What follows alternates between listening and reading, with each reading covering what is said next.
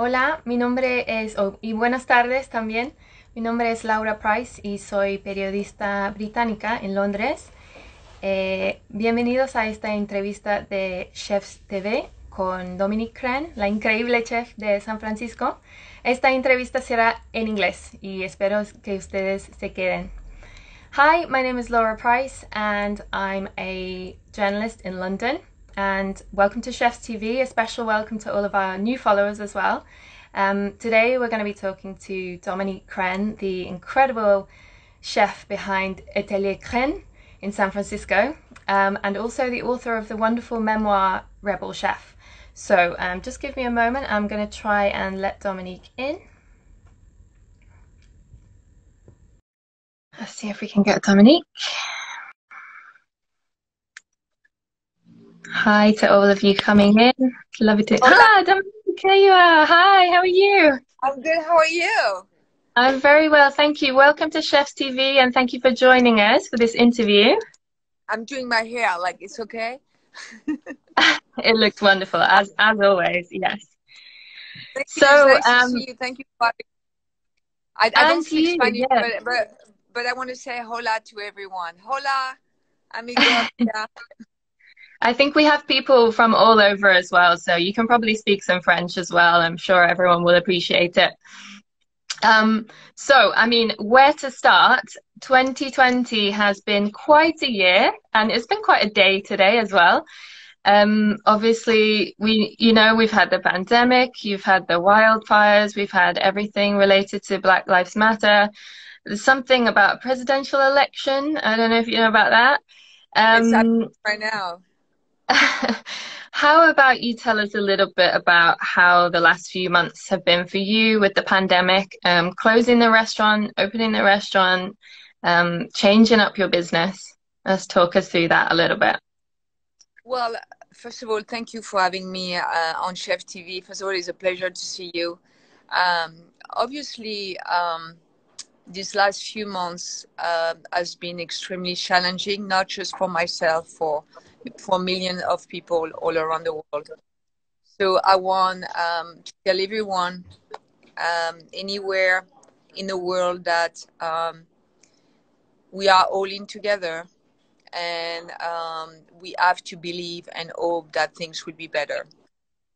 So I think, for us, in those moments, it's a time for us to reflect and to rethink and to really, I think the number one thing for us was really to take care of each other, and not just each other within a company, but with each other within the community around us. And it's not as been easy. I've never done to go food before, but it's been extremely rewarding, and it allowed me also to reflect on myself and become a better person. So now it's been 7 months. Today is the day that Atelier Crenn is reopening. Oh, wow. What an occasion. It's like we planned it. So reopening with a brand new menu, redefining luxury, smart luxury, working with the farmers, working with the farm, and reconnecting with the guests, and that just make me so happy. I'm on the floor tonight talking to people, not shaking hands. It's gonna be and I am so proud of my team. It's been an amazing journey. It's one I worked so hard, and know that we will prevail and everybody is healthy. So what's going on right now? San Francisco is going through a lot of tension time. There is about probably right now 40% the restaurant that will reopen, and it's hard, but we all here, and we all here to welcome everyone. So I'm excited about it. So I just want to tell people out there, I know it's been a very challenging time. I want everyone to know and understand that we always have to be with each other, and support each other no matter what. And let's not point finger, just let's follow the rules and let's take care also of others. That's all I have to say.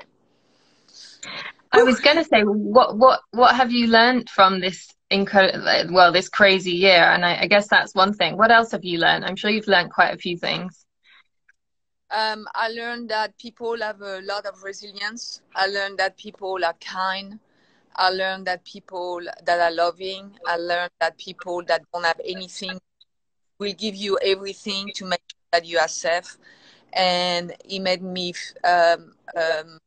really believe in humanity again. So it's been great.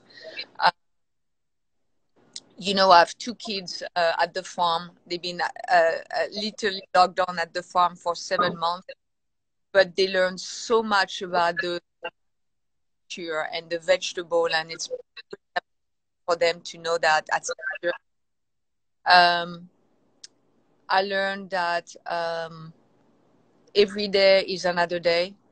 That nothing is right in stone. That tomorrow is different. But I think the most things that I learned that I learned a lot about love. So what I learned. Well, I think there'll be a lot of young aspiring chefs watching this live, and also probably some chefs who have lost their jobs and lots of other people who've lost their jobs as well. And I think you said something recently about when you hire people, you look for people who understand humanity and the planet. What was it that made you say that? Why is that important? I think what's important is when you hire someone, not because of their skill, because of their character and what they believe, you can't teach someone a person. You can't teach someone make sure they love the planet within you. But when you have those qualities, then you can teach them anything else. So I think it's important to us to surround ourselves with people that care. I want to tell, I want to send a message to all those young chefs out there that, it's one thing to go to school and learn how to cook, but you need to be a good person. Educate yourself about the surrounding, educate yourself about culture, educate yourself about the planet, educate yourself about what matters and what better, and then you can go out there and use your skill and one of the best chefs.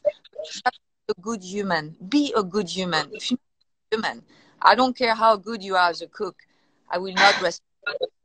Well, I mean, and that applies to every job, right? That applies to everything in life as well. So good advice. Just be a good person, I mean, we make mistakes, but we have one humanity. Come on, just be kind with each other, Yeah, we certainly need a lot of kindness this year. So, and what advice would you give to those chefs who are out of work, possibly because of the pandemic? Yeah, I mean,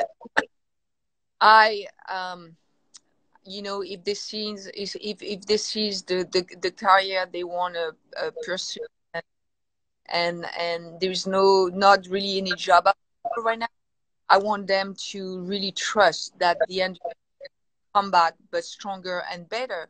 And maybe it's a time also for them to at what make them happy. I have a friend of mine that is she's a young cook and lost her job in another, and she really loved, working on, also use her skill to also develop her own and start to feed others. I thought that was very interesting. So you might be able to do something within, parameter of still cooking for others. But I want them to have hope. I really want people to have hope. It's a hard time, but believe me, if there is no food, there is no society. So the restaurant business is going to be better and stronger, but it's always there. And if I grow in this restaurant better, they're more welcome and workers, you know. Oh, let's hope so. I'm sure pretty much everyone tuned in today is desperate to work for you. So, um, and that brings me to something that we discussed a few months ago. So maybe May, much earlier in the lockdown, when some people were kind of saying, after this whole pandemic, fine dining is dead, or the future is all about simple food, and you strongly refuted that at the time. You said no way, fine dining is absolutely here to stay. Would you say that fine dining is different now, or has anything changed? Well, it's once again, I despite when people kind of alienate, things with different category. Food is, it could be a more elevated, but food, it's all food. And if you go to the theater, you can go to the theater, in your, city, and just go like a local theater, go maybe to the opera, which is a different experience. So it's about diversity. We need to welcome that. We can't crush this. We can't say just, food is food, and doesn't matter if it's high-end or it's more casual. People work, people cook for customer, and it's up for the customer to not come. So no, it's not dead, and it's never gonna be dead. It's kind of crazy to try to put each other, and I despite that. I despite the media sometimes. Not you, but Yeah. there is this sense where they want to put people against it when it's the time to bring people together. So if someone, one of those people listening right now, want to do a fine dining tasting menu, they should, because if they want to do that, do it. And good job, and they come from their heart. So let's bring and unify the food together, togetherness. Number one. So a restaurant is a restaurant. Different food, different maybe structure, different way of ordering. That's the bottom line. Okay. So can you tell us a little bit about how you converted at the beginning of the lockdown, how you went about, changing your business, and how it's worked for you, I guess. Well, so that we learn the lockdown, we literally thought about something right away. We have a farm up in Sonoma. We're producing organic and biodynamic, and we're like, okay, let food for the community that is not just food, but also good for your health. So we pivoted to that, and it worked very well. Then we start to get involved to start to feed the community of first responder and medical worker, which were amazing. And then the last few months, I pivoted one of my restaurants to fight hunger in America. We literally making 2,000 meals a week for the community of homeless people in San Francisco. And so that's been. And then a few months ago, like I think it was a month ago, I started to share that, and still doing the to go. And today is the first that we're reopening Atelier Crenn, and it's I'm gonna cry because it's amazing. Of course, yeah. No, I mean that must be so emotional, like for the whole team as well. I have to tell you that I am so, my God, I'm gonna cry. um Don't worry, I will cry with you. It's all good. Oh my God. No,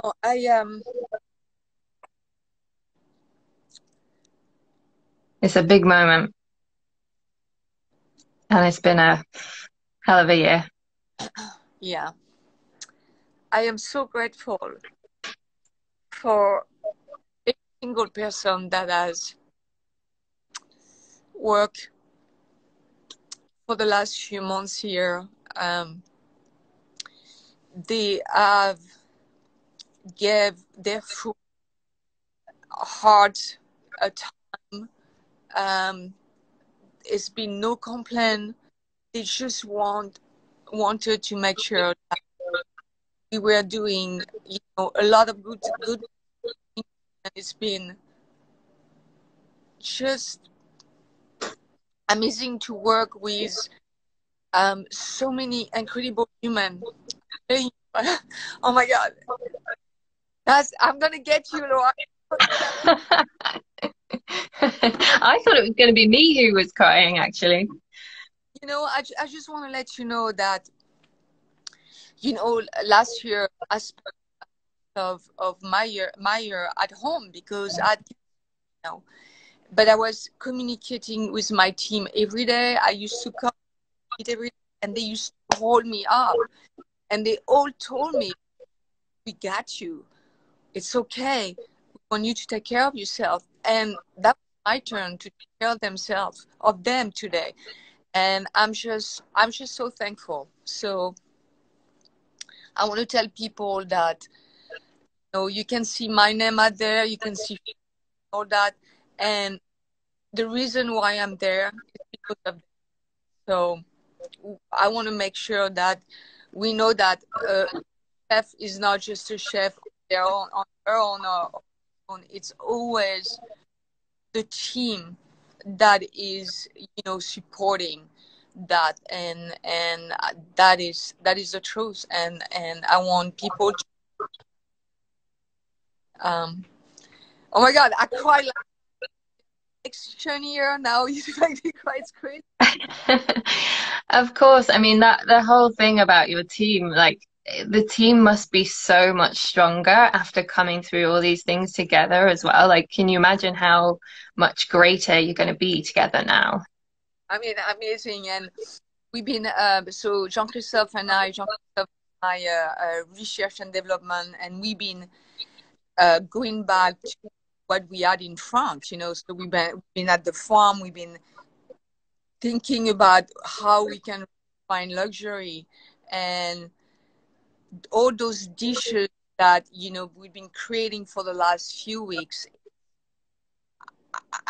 It just come from here. It's really a work of consciousness, and a love of what we show that to the customer tonight, and what they're gonna eat.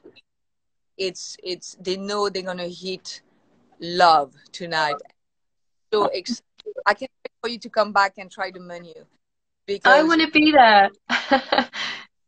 it's I'm I am so proud of it. And, it's just incredible to continue and to push, and to know that we can always reflect on what matters.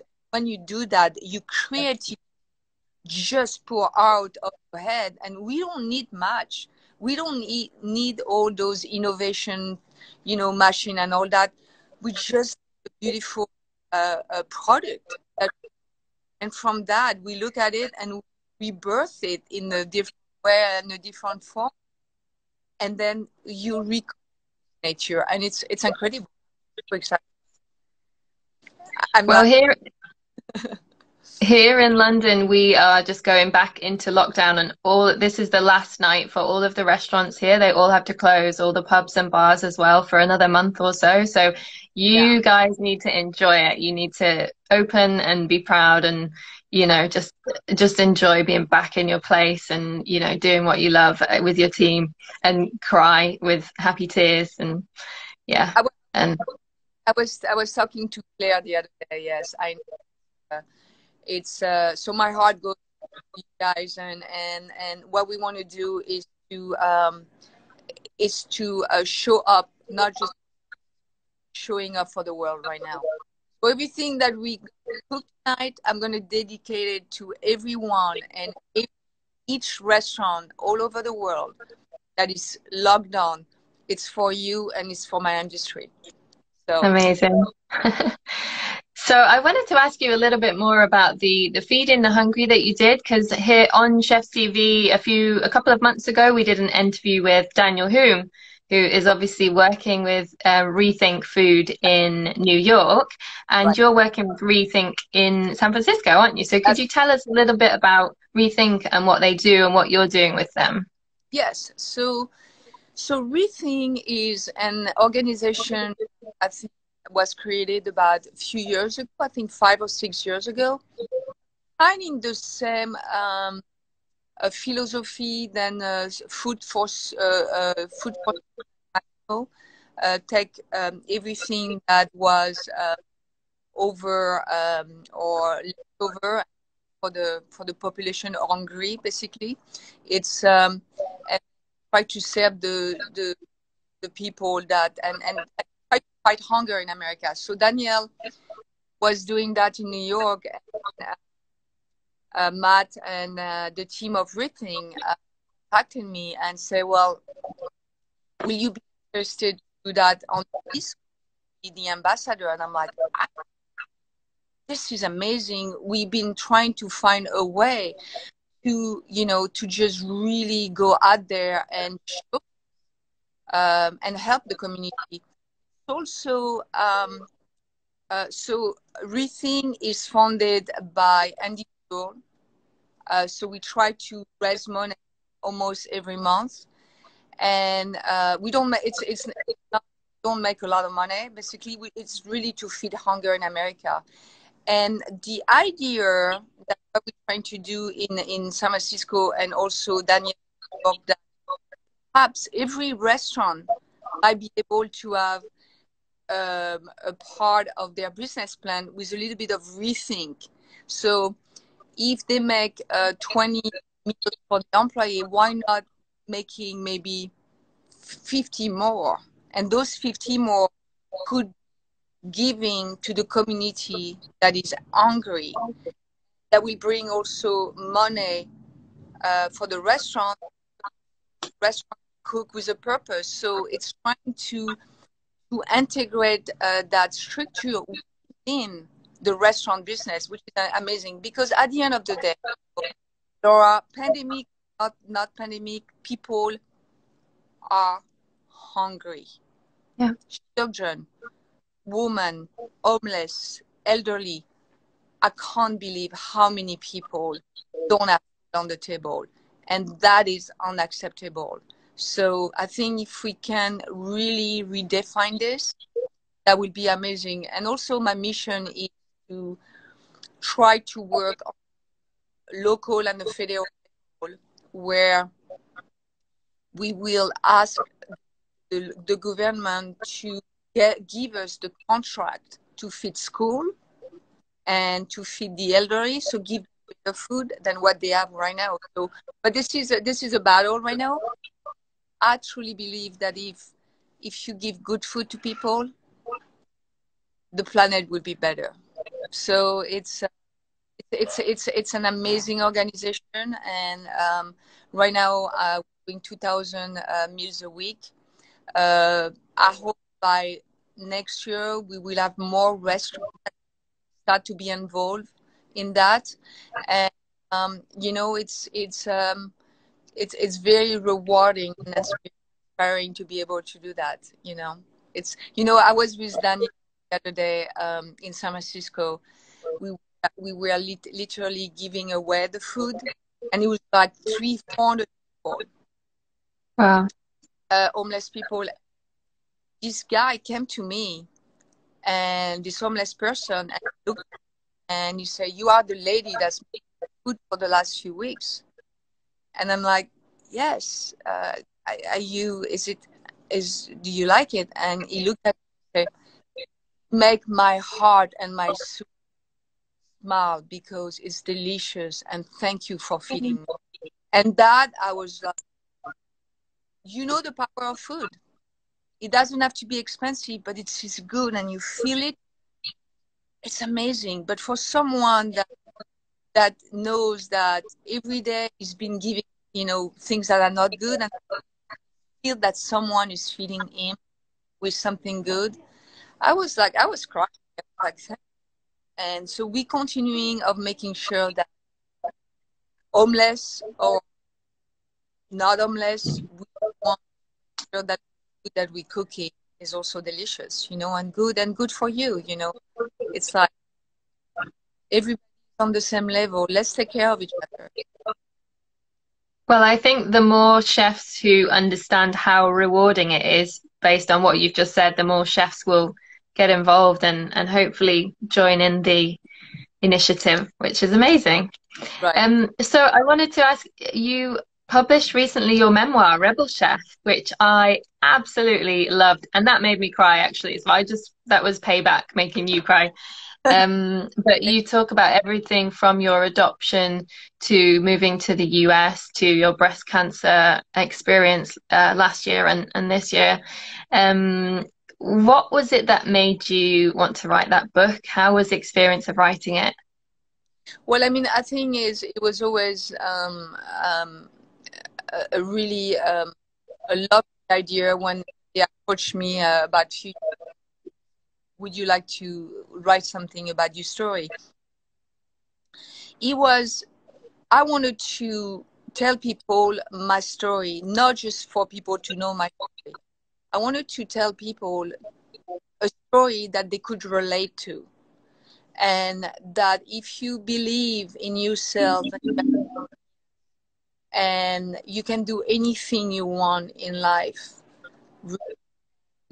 doesn't matter if you have struggled and all that, if you really believe in yourself and surround yourself with good things around you, you can do anything you want. And I think that's important to tell. It's not a story about a 3 Michelin star chef. It's not a story of someone that is on top of the world of the list. It's not that. Story of a little girl that went through. And I wanted to tell my story to people. I'm like you. I'm a very simple person, and I'm human. And I think you know, the story of adoption is about the story of life, about looking at things with a different, maybe, um, uh, eyes, and looking at things that probably by a matter coming here that I didn't know, coming to a country that I didn't know. I didn't speak English when I came here. I'm an immigrant, you know, working in I didn't know anything about it. And, you know, going through or whatever, but at the end of the day, it's about love. And it's about knowing that when you love and you are there to others and you understand your place in this world, it's one of the most rewarding things that you do, you know. I don't have many years, you know, and I want to make sure that when I leave that I have things, you know, out there for others. And that's fun because I don't want to see Olivia and Charlotte to not have a beautiful, I want to give that to them. So, but I hope that people will connect with the story, and I hope they can write the story. You know, that's what I want people. For sure. Well, I completely connected with it, and it was especially poignant that it came out during the lockdown because, you know, I actually listened to it on Audible, and the narrator is fantastic. And it just gave me so much hope, and it's really like a story of hope as well as love, I think. So I Right. love that about it. But can you explain to me why the name Rebel Chef? Where does that come from? You know, this is not a negative word, you know. I think those are conventional way of doing things, but not be against. It's just we have to find our own way of walking through life. And I think this is important. This is a very important thing that you have to, and I say to everyone, you have to find your own confidence and you have to find your own voice. And doesn't matter if 10,000 voices outside of your voice telling you that you need to be a certain way, You have to be the way that you feel it's the best for you. So I don't follow, I mean, I didn't mention through my life, you know, and rebel chef means that, you know, I'm also thinking out of the box, and it's okay. And for people to not be okay if you're different. If totally okay, you know, believe on the other person, not believe, it's okay, different. But what is a beautiful thing is you are who you are, accept who you are, and show love about that. So, is. And when you moved to San Francisco, well, you've often talked about how you moved to San Francisco because of its openness and diversity, or at least that's the reason why you stayed, I think. How would you say the city has changed since you arrived 30 years ago, was it? Yeah, I mean, I literally fell in love with San Francisco as soon as I was getting off the plane without knowing all this feeling, and it's definitely a city of love, innovation, acceptance, non-judgmental. I think the city had changed a little bit, but I think it's my rebalance itself with the pandemic. After the pandemic, I think through the last few years, the city had become a little disengaged with the core of the, and you know, company like tech company over the city, really without celebrating or embracing the culture of San Francisco. Can you imagine that happen in Paris? I mean, I will, but that that's the drawback of what happened. But I think it's starting to. I'm seeing a lot of artists right now. I'm seeing Oh, a lot. wow. I'm seeing a lot of youngsters that are excited for new San Francisco, and they in that city. So hopefully it's going to be balanced. San Francisco is a beautiful city. San Francisco is one of the city that one of the most in United States. You can find every culture, any religion. It's the world in. So it's beautiful. So I hope that it's going to push. It's the same thing in New York. In New York, which is thing is art and music, and it's going out there right now. And so hopefully, you know, there is a good side maybe with the pandemic, but I would say, you know, I know San Francisco is so far away, but I'm going to tell the world San Francisco is one of the most beautiful city in the world for sure. Absolutely. Yeah, I just fell in love with it. I can see how you would fall in love with it as well. I think we're going to have a couple of questions in a moment. So I'm just going to go with one more of mine, and then we'll go to a couple of questions from the Chefs TV followers. What advice would you give to your 20-year-old self? What advice?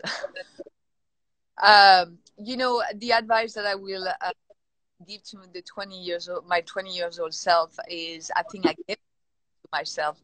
I literally told myself that I could do anything that I put my heart to, and to not be afraid of what is in front of me, even if I didn't know. Go out there and to be curious. Always be curious. And I get myself when I'm 20 years old, and I'm still giving the same advice today to me. Always be curious to what's out there, and being curious allow you to evolve as a human, to embrace the diversity of the world, and that's what's beautiful. Okay. Well, yeah, excellent advice. I think you can't go wrong being curious. Okay, we're gonna go to a couple of questions. So I'm just gonna have a read. So we have one from Cornerstone Wayne, who asks, what is the best way for those of us outside San Francisco and Manhattan to get involved in Rethink in our own cities? Very good question. And I think. Can you repeat that? Yes, he'd like to know how chefs outside San Francisco and Manhattan can get involved in Rethink in their own cities. Great question. Thank you for the question. Well, I think what could be great is maybe what they could do, they can connect with Rethink, which is located in New York, send some email, and then kind of get information. And then if this is something that they really enjoy, I don't know if you might be able to partner with them, or maybe they can create their own Rethink. I hope that a chef can create an alliance to can also to be inspired with that idea of rethink and cooking for the community, and to have this part of the business included in their own business. So once again, Rethink is in New York. They can send me an email if they want. I can Okay. my dominiquecrenn@gmail.com. I will be more than happy to connect with you guys, to send you information, or to connect you with people that have more than I do. So send me an email if you want. That's I'm, wonderful. Thank you. Thank you for being so open. Um, so actually the next person, Jay Somerin, started with the same question, which is, Chef, you're truly inspirational, and how can we get involved in Rethink in the UK, which I think you've just explained. And they also say, can you express what it was like to pick up 3 Michelin stars? As a fan, it was amazing to see. Thank you for the question. And it was a very emotional moment. And I want to tell you that we don't come to work every day to have 1, 2, or 3. We really come to work to create something that is amazing for a guest. And then you get awards. And so those awards go to my team. We're so grateful. But at the end of the day, tomorrow is another day, and you keep going and going. But it's an incredible event. And the first things also came to my mind was to all those young cooks out there, especially those women out there. I hope they know that everything and anything is possible in life. So it was an honor, and it was such an incredible moment for my. Amazing. Yeah. Well, congratulations again as well. Okay, we have a question from Jones KJ, who says, how do you become a chef? I'm not sure if that's how does one become a chef, or how did you become a chef? I love your cooking. You're a big inspiration. So maybe tell us both about your journey. How you become a chef? Well, like how you become a teacher. It really depends. I mean, I got into cooking late in my life, and I study international business, and I have a bachelor in economy. I found that cooking was a way for me to express myself, and perhaps a vehicle for me to connect and to learn what I love, food, conversation, and the planet. There's a lot of way you can become a chef. You can study and go to school, but at the end of the day, a chef is not just a technical person that cook food. A chef is someone that really understands the world. A chef is someone that really understands his or a team, and a chef is someone that leader and listen. So Good that's advice. Yeah. Very good advice. Okay, I'm just going to read a couple more questions. So Khan Saffron says, how do you see the future of culinary post-COVID? So we touched on that a little bit earlier with the fine dining, but what are the changes that going to happen in the culinary world? I really think that what we're going to see, and we're already seeing that chefs in their own restaurant are going to be very much more focused on a personal story, and maybe more working with the and the time and place where they are. I think less is more. You know, if you are in California, hopefully you're not doing the same food that if you are somewhere in India. You know, you have to have that time and place, and you got to work with the surrounding. And I think that's going to be amazing because you're going to start to really learn different story all over the world. And to be honest with you, you know, when I go to a restaurant, what attracts me to restaurant and to the chef is because I want to know their story. You know, I want to know who they are. I don't want to go to a place where I can have the same food when I a week ago at a restaurant. So I think that's the beauty of it, and I think we're going to see more connection between restaurant and the community around them. You know, we've been working very closely with, you know, fishmonger, the where talking about fish in the bed that nobody's using. I'm so curious about it. So start to learn more and work, you know, at the farm. You know, my farmer is starting to grow ancient, you know, things that nobody's using. So that's really, I'm so excited. So once again, less is more. Focus on where you are in the world. Focus about your surrounding and be seasonal. Whatever the season give you, cook with it. You know, don't try to impress. You don't need that. You just impress yourself and do a good. That's See, that's obviously amazing and applies everywhere, but it really makes me think about travel and the amount of travel we've all been doing. You know, chefs travel so much now, and this year travel has just completely ended. We were supposed to be going to Georgia together in May with 50 Best, and hopefully we'll still get a chance to go. But what has it been like for you having playing a halt on all travel? And I guess what have you learned from that? And do you miss it? Do you plan to still travel as much in future if you can? I mean, I'm going to say that travel is a very important thing that any human should do because it allows you to really discover things that you don't know. That's important things for anyone that live in the world. You have to travel in the United States, you have to travel around the United States so you can see different, you know, point of view and culture. Travel is in my blood, so yes, I miss it. I was so excited to go with you in Georgia because I've never been to Georgia.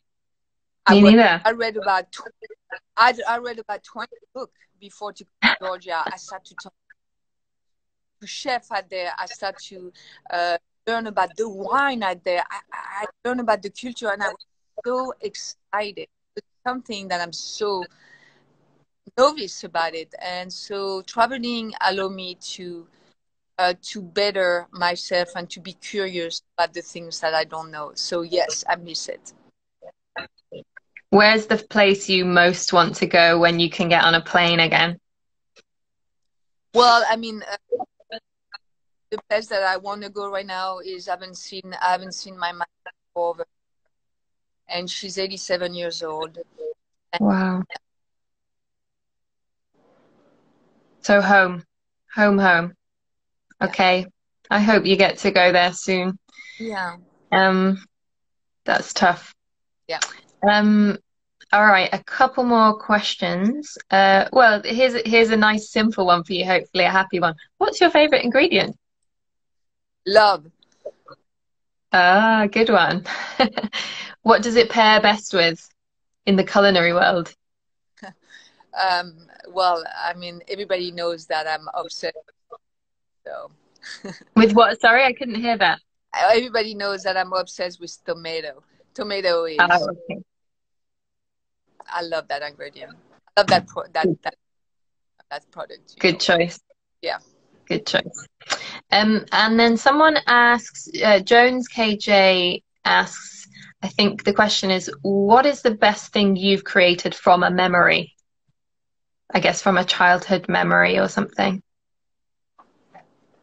I would say my tomato dishes, my tomato dish for sure. And I think my walk in the forest also. You know, it's all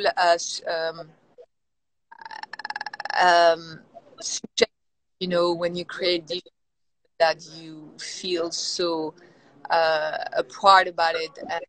But I think, you know, when I did those dishes, when I can serve it to someone that might connect. I know this is a good dish, but I'm, you know, every day, like once again, you know, I'm part of everything that I've done, and I made mistake, and some people like it, some people don't like it. Doesn't matter. But I'm so proud about being try to find myself on telling a story through the food and the memories. So that's Okay. I think this is the last question from the Chef TV followers, and then I'm going to go one more from me, and then we're going to wrap up. So okay. Sekon, I hope I've pronounced that okay, says, what is your advice on dealing with people when a cook tries to take more jobs and people get aggressive and they talk back? So I guess it's about attitudes in kitchens, and how do you deal with difficulties and conflicts, perhaps? Right. I mean, it's always challenging, um, a task at time.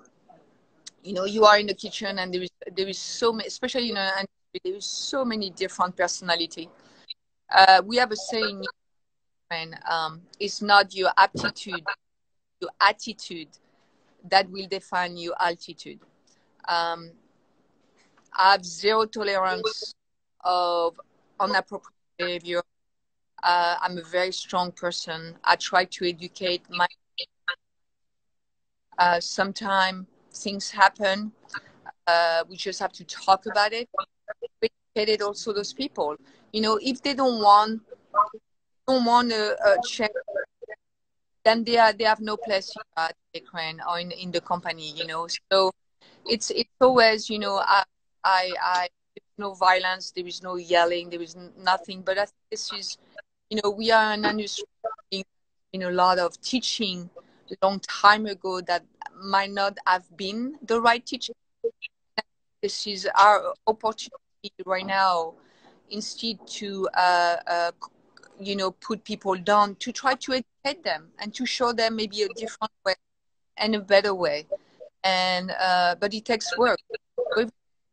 Is work, and continuing to educate ourselves, but also others, to make sure that everyone treat each other with respect. Perfect. Good advice. Okay, just one to end on from me then. So, 2020 has been a tough year. What are you looking forward to the most in 2021? What do I? So 2021. This is the 10 years anniversary of Atelier Crenn. Wow, incredible. Incredible.